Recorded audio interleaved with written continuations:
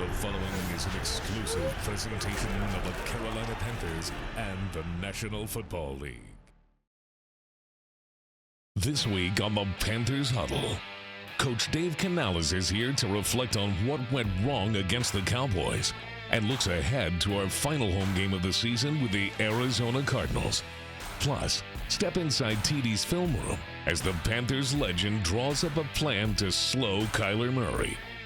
Welcome inside the Panthers Huddle. Welcome inside the Panthers Huddle. Kristen Balboni here with Panthers legend Thomas Davis. TD, of course, we've got to start with this game against the Cowboys. You know, it felt like this team had really been trending in the right direction before this game. And then this was a different game. So what do you attribute this loss to? You know, I think this loss is a young team that reading the newspaper clippings, they thought that, hey, we're supposed to win this game, so we can just show up and win it. Dallas is reeling. They have a bunch of players that are out. And they met a team that came in that was motivated, that was eager to get another win. And it just didn't look like we took that kind of energy and effort to the field on Sunday. I think the biggest stat that jumps off the page are the turnovers, and it is very hard to win when you have 4 turnovers in the game. But we're going to talk about that.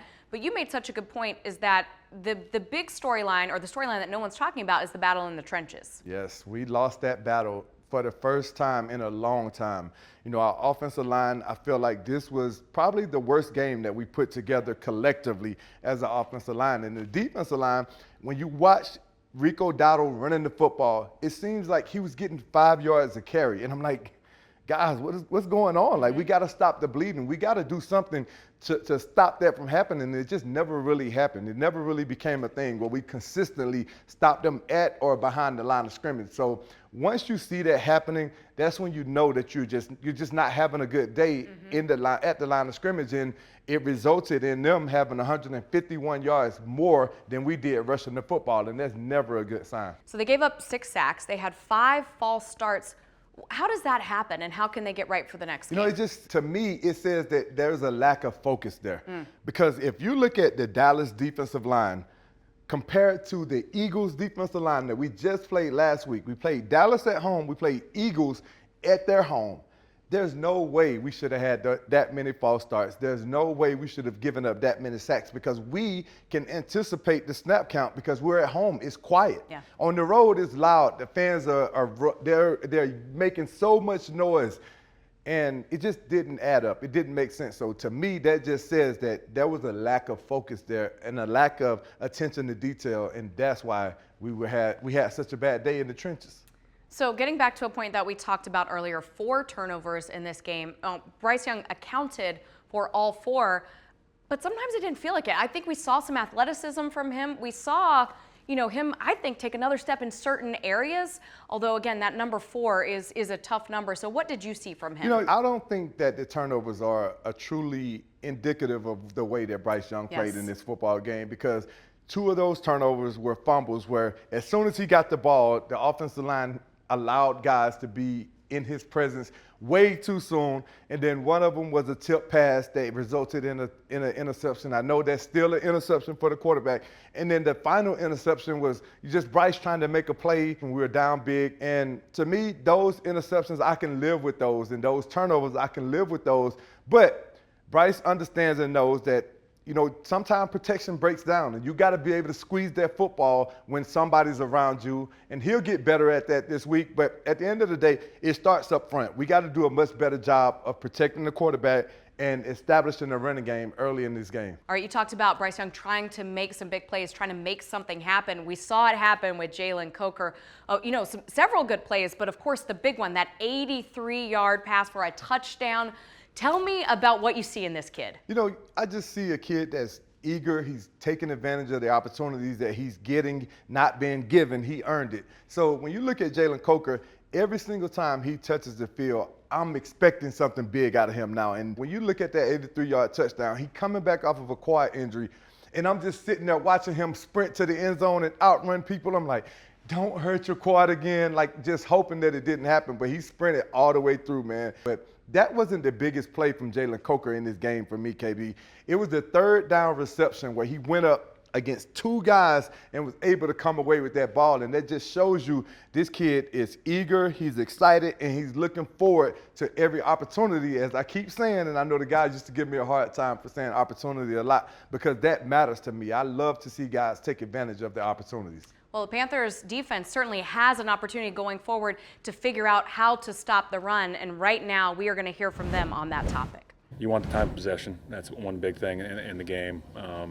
And when the other opposing offense can run the ball like they have been, it's definitely not going to help that. And then it opens up the pass game later on too. So it comes down to physicality, people doing their job, winning their one-on-ones. And we're going to have to show out this week to do the same. And we can't have another one like last week. I always put on myself and on the front that, we got to be better and dominate. And, it's more than that, when it comes to stopping the run. But it just sucks when you can't really help your team out all year long, and you see the hole that's happening on the team there. And does that go all the way back? I mean, you lose Derek Brown and you lose Shaq week to week, back-to-back weeks. I mean, you ever wondered how things could have been different if you just had those 2? Yeah, but you can't think about that at the time. You got to just think about the now, and this is what we got now, and this is where we're at with it, and we got to finish through and finish out the right way. I think we're just trying to put good stuff on tape. After a performance like last week, you just want to go out there and put good stuff on tape, have some confidence, and just prove who we think we really are. Coming up, Coach Canales sits down with us to talk about a disappointing loss and previews our Week 16 showdown with the Cardinals on the Panthers Huddle. This exclusive presentation of the Carolina Panthers Television Network is brought to you in part by Bank of America, the official bank of the Carolina Panthers.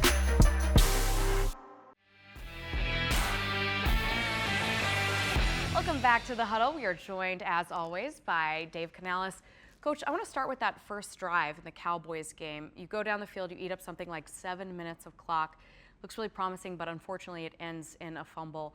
How was that drive different from the rest of the game, or was it in your mind? It was. We had good rhythm, and we were making yards, making first downs, kind of finding our flow, the mix that we're looking for, and then to end the ball, Bryce fumbling on that pass, right there at the end, it's just a reminder of how critical each down is, and how mindful we got to be of the ball, to continue to play the type of football we want to, and then you got to respond to adversity, and we couldn't find a way to get back into rhythm until that late touchdown drive later on in the game, so yeah, it was a really important one.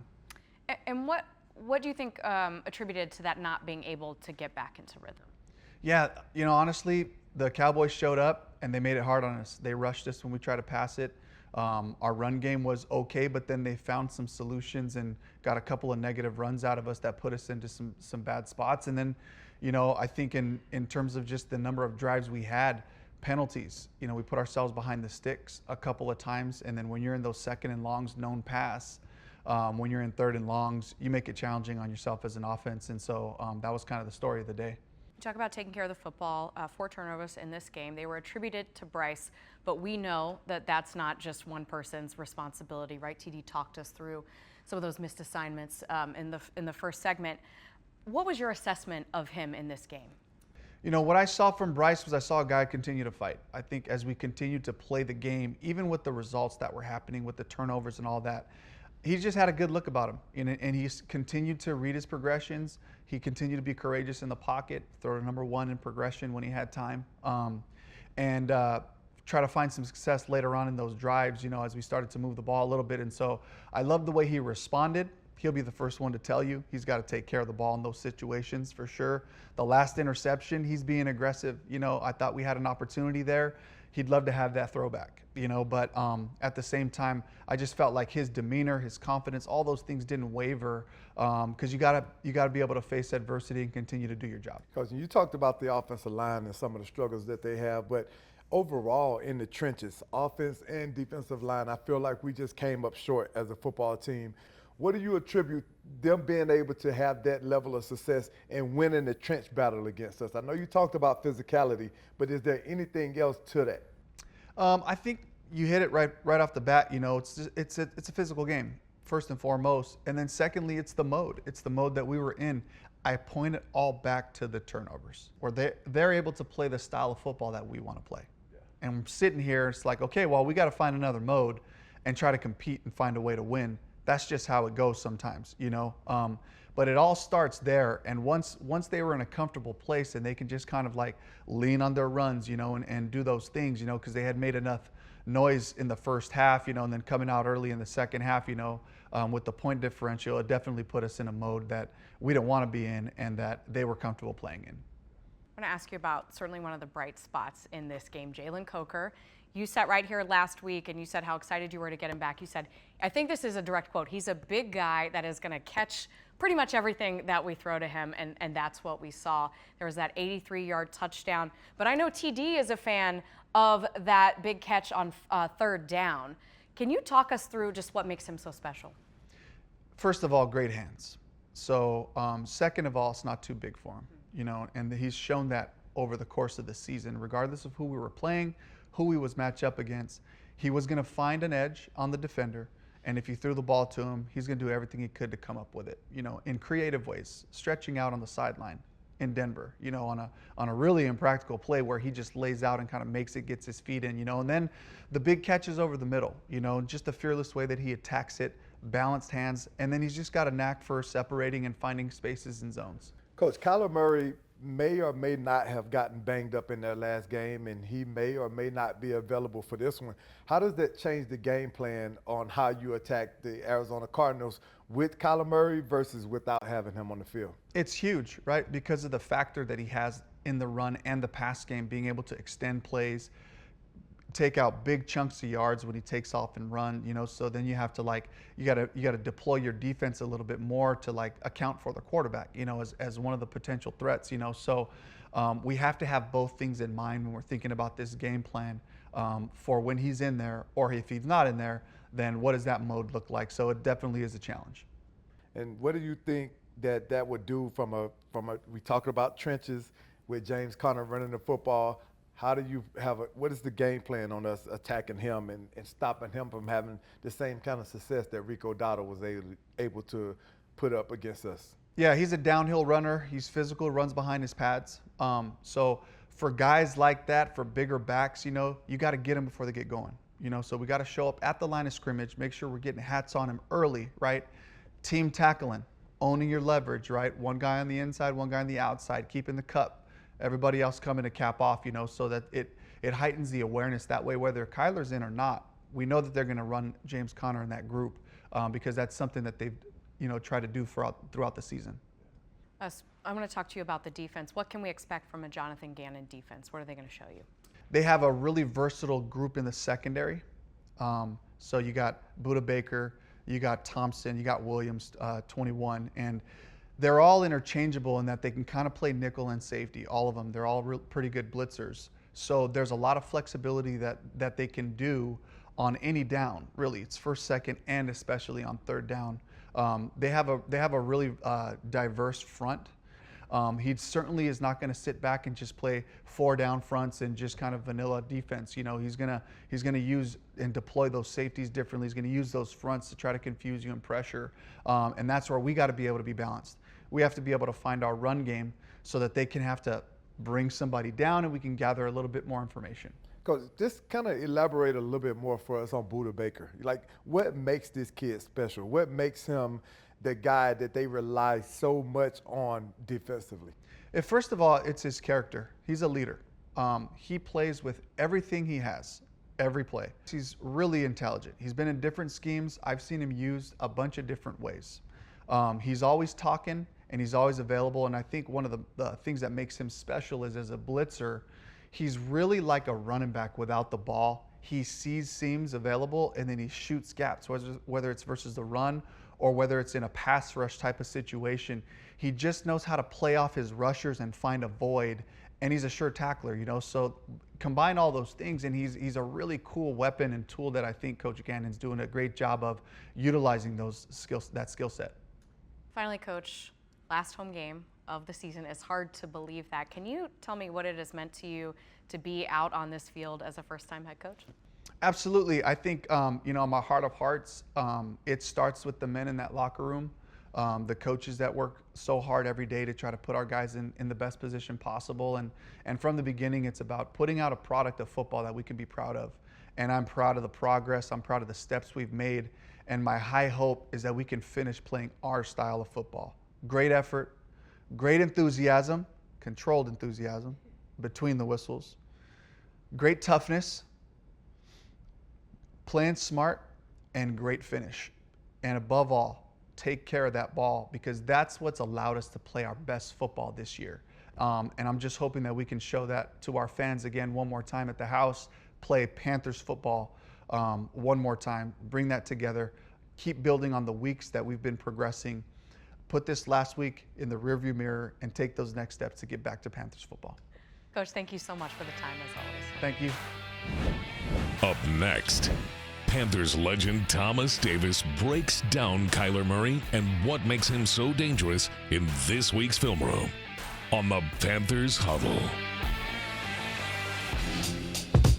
Closed captioning for the Panthers Television Network is provided by Charlotte Eye, Ear, Nose, and Throat Associates, providing premier eye and ENT care to North and South Carolina.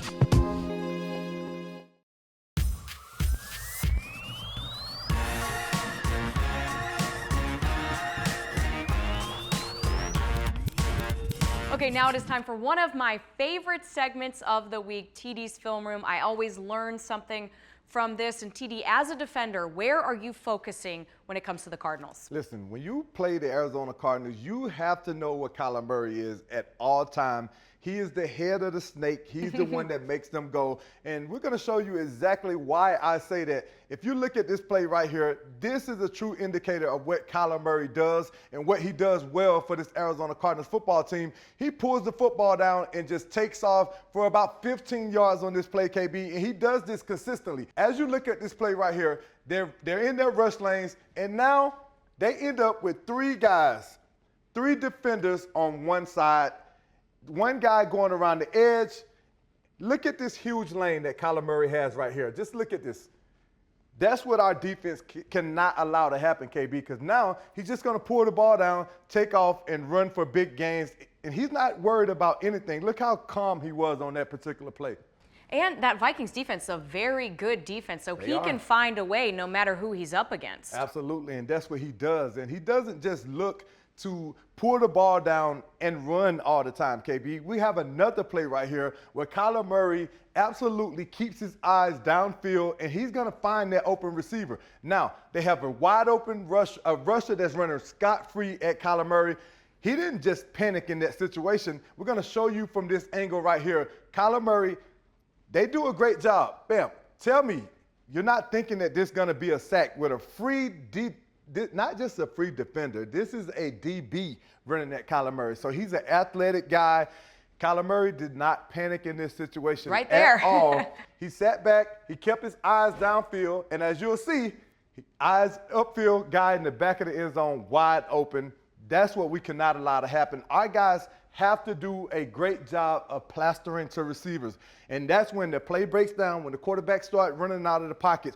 You usually have a zone that you have to sit in. But when you're playing against athletic quarterback, you got to plaster. You got to move out of that zone and connect to the receivers, or you'll see things like this happen. All right, Plaster, what else can the defense do in order to make Kyler Murray one-dimensional? They have to keep their eyes on him at all times. You got to know where he is. And it's not just one man doing the job or the defensive line doing the job. Sometimes you have to dedicate some secondary players to keep their eyes, to spy Kyler Murray. And as you see right here, that's exactly what the Seattle Seahawks was able to do, which forced Kyler Murray to not only pull the ball down and take off running from the D-line, but he had to get down and slide because he had no more real estate on this particular play. That's what we have to do defensively, and keeping our eyes on Kyler Murray and making sure that he stays in the pocket or at the line of scrimmage. All right, the defense has their marching orders. TD, thank you so much. No problem. When we return, Kristen and TD close the show by shining a spotlight on some guys living up to the keep pounding mentality on the Panthers Huddle.